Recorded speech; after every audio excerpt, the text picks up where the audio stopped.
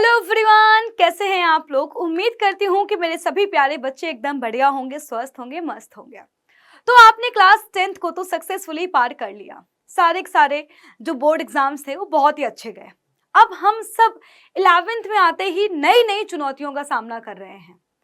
Class 11th एक नई शुरुआत है, इस बात का तो हमें अंदाजा तभी हो गया था जब हमने अपने हिसाब से स्ट्रीम सेलेक्ट करी थी। क्योंकि हमने जो भी सब्जेक्ट चूज किया वो सब्जेक्ट हमारा शायद है कि फ्यूचर डिसाइड करने वाला है, और वो सब्जेक्ट हमने अपने अकॉर्डिंग चूज किया हुआ है। कई बार ऐसा हुआ होगा, कई बार ऐसा होता है कि भाई हम सारे बच्चे पहले तो एक ही क्लास में पढ़ रहे होते हैं, पर 11th में आते ही हमारे दोस्त हमसे बिछड़ जाते हैं, क्योंकि भाई हमारे दोस्त ने अलग स्ट्रीम चूज करी होती है, हमारा सब्जेक्ट अलग होता है। तो पहली तो चुनौती वहीं पर ही आ जाती है कि एकदम से हमारा माहौल बदल जाता है। कई बच्चों ने स्कूल भी चेंज कर लिया होगा। तो हम कह सकते हैं कि जो ये शुरुआत है, ये शुरुआत इतनी आसान तो नहीं है, क्योंकि शुरुआत ही चुनौतियों के साथ हुई है। पहले स्ट्रीम सिलेक्ट करने की चुनौती, उसके बाद जो है स्कूल सिलेक्ट करने की चुनौती, दोस्त को जो है दोस्तों को चूज करने की एक अलग चुनौती, नया जो माहौल है उसकी एक अलग चुनौती, और वहीं पर ही जो सबसे बड़ी कठिनाई हमारे सामने आ रही है वो है नया सिलेबस की चुनौती। क्योंकि अभी तक हमने क्लास 10th में जो भी पढ़ा उससे क्लास 11th बिल्कुल ही डिफरेंट है। क्लास 11th का जो सिलेबस है उसको देख करके तो बहुत बार ऐसा हो रहा है कि बस लग रहा है कि नहीं हो पाएगा। तो बच्चों, आज मैं वही बताने वाली हूं कि इस नई शुरुआत में इन नई कठिनाइयों को कैसे मैनेज करना है, कौन कौन सी चुनौतियां हमारे सामने आने वाली हैं, और इन चुनौतियों का सामना हमें कैसे करना है डट करके। क्योंकि यार अगर आपने हिम्मत हार ली है ना, अगर आपने हार मान ली तो कुछ नहीं हो सकता, तो फिर तो आप बिना लड़े ही हार गए। तो यार इसलिए जो है आज मैं आप सबके सामने आई हूं और इस टॉपिक पर खुल करके बात करने वाली हूं। बच्चों, क्लास 11th में आपने स्ट्रीम चूज कर ली होगी, उम्मीद करती हूँ। अब स्ट्रीम चूज करने के बाद चाहे किसी बच्चे ने बायो चूज किया हो, चाहे किसी बच्चे ने मैथ्स चूज किया हो, चाहे किसी बच्चे ने आर्ट्स या कॉमर्स ली हो, जो सबसे बड़ी डिफिकल्टी हमारे सामने आ रही है वो ये आ रही है कि इतना हैवी सिलेबस देख करके समझ नहीं आ रहा है कि हम पढ़ाई स्टार्ट कहाँ से करें। बहुत बार हम पढ़ने के लिए बैठते हैं पर हमें समझ ही नहीं आता है कि यार हम स्टार्ट कहाँ से करें। जो कॉन्सेप्ट है वो बिल्कुल हम भूल चुके हैं। क्लास 9th में हमने शायद इतने ध्यान से पढ़ा नहीं, और वहीं पर ही क्लास 10th में हमने इतने मन से पढ़ा कि क्लास 9th के काफी सारे कॉन्सेप्ट्स हम भूल चुके हैं।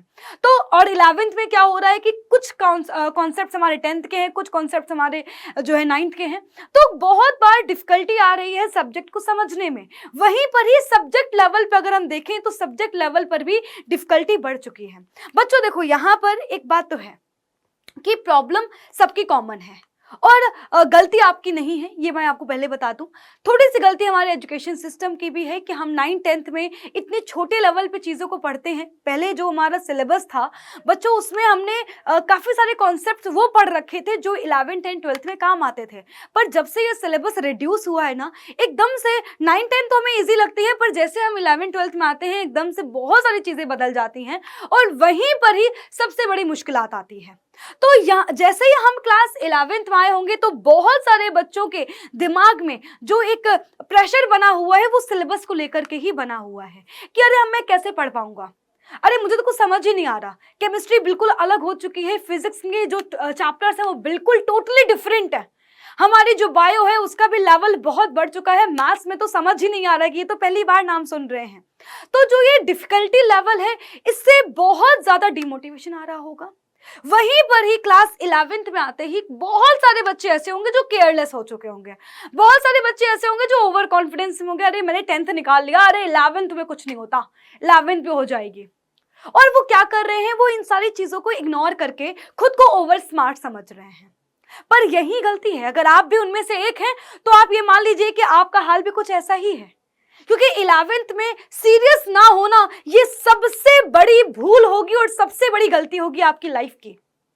अभी तक आपने जो भी किया चलेगा, लेकिन अगर आपने 11th को सीरियस नहीं लिया तो बहुत बड़ी प्रॉब्लम है। वहीं पर ही बहुत सारे बच्चों के दिमाग में रहता है कि अरे मैं तो जैसे मैंने लास्ट में 3 मंथ्स पढ़ के बोर्ड एग्जाम में अच्छे कर लिया था, वैसे ही मैं 11th में भी करूंगा कि भाई लास्ट के 3 मंथ्स अपन पढ़ लेंगे और हो जाएगा।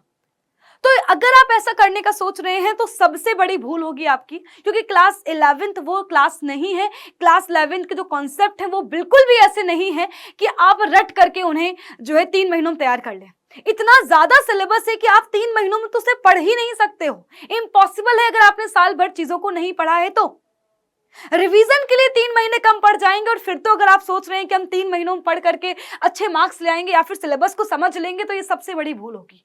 और जितनों के दिमाग में ये बात रहती ना कि 11th का मार्क्स तो कुछ कहीं काम नहीं आते, तो बच्चों एक बात ध्यान रखिएगा कि सबसे बड़ी भूल हमारी यही है, और मैं कह सकती हूँ कि हमारे इंडियन एजुकेशन सिस्टम की सबसे बड़ी खामी यही है कि हम यही समझ लेते हैं कि अरे जो मार्क्स हमारे आगे, जो मार्कशीट हमारे आगे काम आएंगे उसमें हम पढ़ते हैं, उस क्लास में हम मेहनत करते हैं। और हम में से बहुत सारे बच्चे ऐसे हैं जिन्होंने क्लास 9th को इसलिए ही सीरियस नहीं लिया था क्योंकि क्लास 9th के मार्क्स और काम नहीं आने।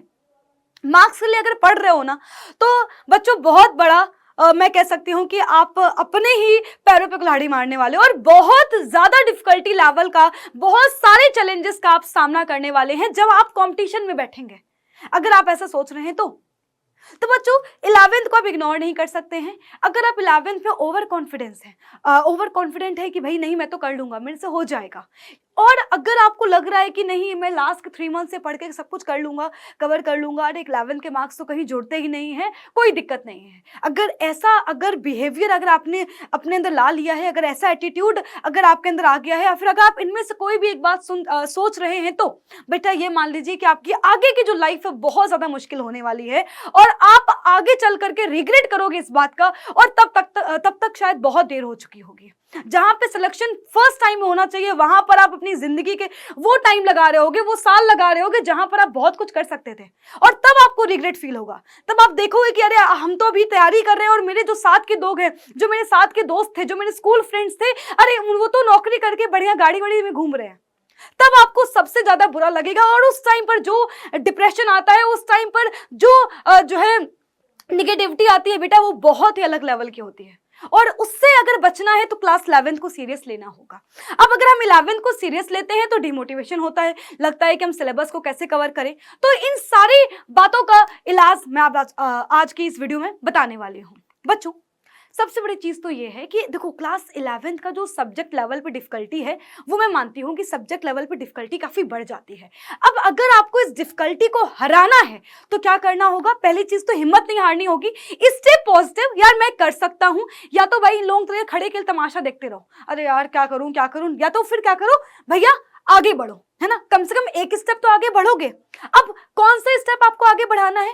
तो यार देखो सबसे पहली चीज तो ये है कि बेसिक्स पे काम करो। अगर 11th में कोई भी सब्जेक्ट, चाहे फिजिक्स हो, केमिस्ट्री हो, मैथ्स हो, बायोलॉजी हो, अगर आपको अच्छा करना है, कोई भी कॉन्सेप्ट, कोई भी अगर आपको चैप्टर अच्छा करना है तो बेसिक पे काम करो। अगर आपको बेसिक्स पढ़ने में भले मैं कह रही हूँ 2 घंटे एक्स्ट्रा लगाने पड़ रहे हैं, उन 2 घंटों के बारे में मत सोचो। अगर आप बेसिक स्ट्रॉन्ग कर लोगे ना तो जो आगे का जो आप लेक्चर लेने वाले हैं, जो आप आगे क्वेश्चन सॉल्व करने वाले हैं, जो आप आगे की जो पढ़ाई करने वाले हैं, उसमें आपको टाइम कम लगेगा, और आप बेसिक लेवल पे चीजों को सीख करके फिर आप क्या करोगे? एडवांस लेवल पे काम कर पाओगे। लेकिन सीधे तो एडवांस नहीं पहुंच सकते ना, और अगर एडवांस लेवल की पढ़ाई नहीं करोगे तो फिर आपने जो भी कॉम्पिटिटिव लेवल के एग्जाम जो सोचे होंगे वो कैसे क्लियर होंगे? तो इसके लिए हमें करना क्या होगा? अपने बेसिक्स पे काम करना होगा। बच्चों तो सबसे बड़ी बात है और जो सबसे बड़ी चीज है जो मैं फॉलो करनी चाहिए बेटा, वो है सीरियल वाइज लेक्चर। अगर कोई भी चैप्टर को टीचर ने 13 लेक्चर में पढ़ाया है, या मैं कह रही हूँ 20 लेक्चर में ही पढ़ाया है, तो आपको उन 20 के 20 लेक्चर्स को देखना है। क्योंकि क्लास 11th में ऐसा बिल्कुल भी नहीं होता कि आप लेक्चर 1 को स्किप करके लेक्चर 2 को समझ लो, या फिर लेक्चर 3 को स्किप करके लेक्चर नंबर 4 को समझ लो। सीरियल वाइज लेक्चर अटेंड करना बहुत ही ज्यादा जरूरी है। जो भी कॉन्सेप्ट पढ़ो, चाहे आपने भले एक कॉन्सेप्ट सीखा हो, उससे रिलेटेड 3-4 क्वेश्चंस की प्रैक्टिस तो उसी दिन कर लेनी है। ऐसे सोचो नहीं कि ठीक है ये तो मुझे आ गया समझ में, इस क्वेश्चन की प्रैक्टिस जो है मैं आगे करूंगा। ऐसे करते करते क्या होता है, हमारा जो बर्डन है वो बढ़ जाता है, और फिर हम सोचते हैं कि लास्ट में हम क्या करें, अरे अभी तो मैं ये भी नहीं आया, अरे अभी तुमने ये भी क्वेश्चंस की प्रैक्टिस नहीं करी है। क्योंकि सारे के सारे जो कॉन्सेप्ट है बेटा वो एक दूसरे से जुड़े हुए हैं। तो आपको रेगुलर स्टडी तैयारी करनी पड़ेगी। और बेटा जी एक बात ध्यान रखना कि रिपीटिशन और कंसिस्टेंसी यही किसी भी व्यक्ति को सक्सेसफुल बनाते हैं। डेली में करना क्या है, हम डेली प्रैक्टिस करेंगे, हम डेली जो है 4 घंटे की पढ़ाई करेंगे। मैं आपसे बिल्कुल नहीं कह रही हूँ कि आप स्टार्टिंग में ही 12 घंटे की पढ़ाई करना स्टार्ट कर दो। डेली 12 घंटे पढ़ना जरूरी नहीं है, लेकिन भैया जो हमारे हर दिन जो है, हर दिन आपको ऐसा नहीं करना कि भाई 14 घंटे पढ़ने, नहीं, लेकिन जो है हर दिन क्या करो भाई, हर दिन जो है 2 घंटे पढ़ो। डेली जो है आपके डेली की जो पढ़ाई है ना वो बहुत जरूरी है कि आप रेगुलर क्लास अटेंड कर रहे हो, रेगुलर जो भी आपने कॉन्सेप्ट सीखा है उसकी आपने क्वेश्चन प्रैक्टिस कर ली है, रेगुलर आप क्या कर रहे हैं, हम जो है अपने पहले बेसिक्स पे काम कर रहे हैं। अगर हमको कोई भी कॉन्सेप्ट समझ नहीं आ रहा है तो हमने बेसिक्स पढ़ लिए, उससे अब ये मत सोचना करे ये तो कॉन्सेप्ट 9th का है, 9th का बात है, 9th या बात है 8th क्लास की नहीं है, बात है कॉन्सेप्ट की। अगर मुझे नहीं आ रहा है तो कोई बात नहीं, मैं पढ़ूंगा, पहले पहले उसको सीखूंगा, उसके बाद यहाँ पर काम करूंगा, है ना। तो बच्चों आपको करना क्या है, एक तो जो है ना हर दिन ये मत सोचो कि अरे यार मैं तो बोर हो गया, अरे 2 दिन पढ़ लिया हो जाएगा, नहीं, आपको रेगुलर वो चीजें करनी है, रेगुलर आपको ये जो है टाइम टेबल फॉलो करना है। और बेटा जी कंसिस्टेंसी तो बहुत ही जरूरी है, और अगर आप इतना कर लोगे ना तो बेटा जी एक बात लिख के रख लीजिए कि चाहे कोई भी क्लास हो, चाहे कोई भी आपका एग्जाम हो, आप क्रैक कर लेंगे आराम से ही। और अगर आपने 11th से ही ये स्टार्ट कर दिया ना पढ़ना बिना किसी डिस्ट्रैक्शन के, तो आप मान लीजिए कि फिर तो आपका सक्सेसफुल होना तय है, बिना आप जो है समय गवाए जो है पहली बार में एग्जाम को क्रैक कर सकते हो।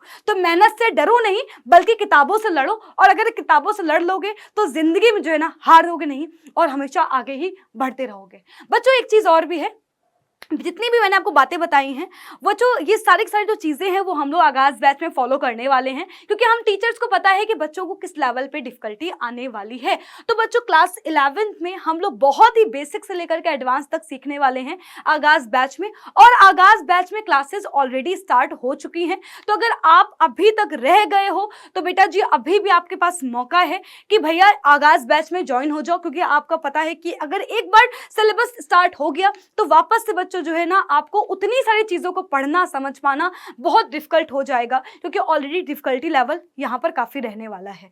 तो स्टार्टिंग से ही अगर लेक्चर लेते चलोगे तो बहुत आसान हो जाएगा। और अगर कोई भी डाउट आ रहा है तो 0124715825 पे कॉल करो और आज ही इस बैच का हिस्सा बनो। बाकी बच्चों अगर कोई भी डाउट आ रहा है, कोई भी समस्या आ रही है, तो आप मुझे जो है ना वीडियो के एंड में कॉमेंट करके जरूर बता दीजिएगा। मैं आपसे मिलूंगी अपने अगले सेशन में। उम्मीद करती हूँ कि आज की बताई गई बातों को आप फॉलो करेंगे और आज की इस वीडियो से आप बहुत कुछ सीखेंगे। बाय बाय, टेक केयर, ख्याल रखिए अपना।